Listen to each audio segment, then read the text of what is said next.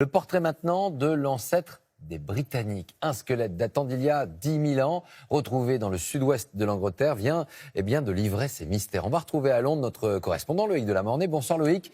Qui se cache donc sous Cheddar Man? C'est le nom que les chercheurs avaient donné à ce squelette. Oui Laurent, et vous allez comprendre dans quelques instants pourquoi il est surnommé ainsi Cheddar Man. En tout cas, c'est effectivement l'ancêtre des Britanniques. C'est le plus vieux squelette complet jamais retrouvé ici au Royaume-Uni. Il a 10 000 ans, il était déjà connu. Mais ces derniers jours, une nouvelle analyse scientifique vient de bouleverser certaines idées reçues, occasionnant aussi dans le pays une certaine agitation dans les réseaux sociaux avec bon nombre de commentaires racistes d'ailleurs qu'on va vous épargner ici ce soir. Vous allez comprendre pourquoi en regardant cette surprise, une surprise finalement assez logique dans ce reportage avec Anto Filippi et Blanche Vatton. Une peau noire et des yeux bleus perçants.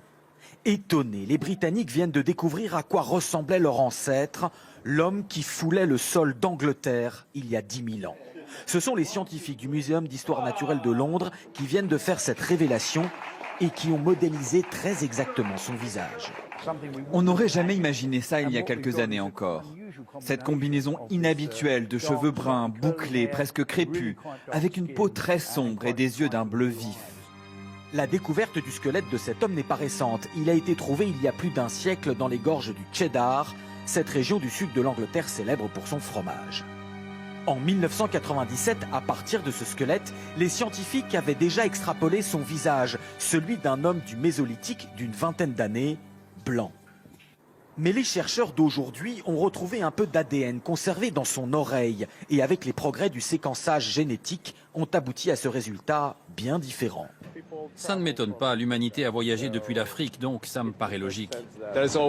Ça va contredire ceux qui croient en une pureté.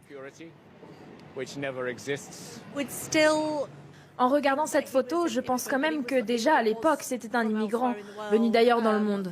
Je ne pense pas qu'il soit né comme ça, ici à Londres. Selon les scientifiques, Cheddar Man est bien né noir sur le sol anglais. La généralisation de la peau blanche serait intervenue plus tard avec des vagues d'immigration plus récentes venues d'Europe du Nord.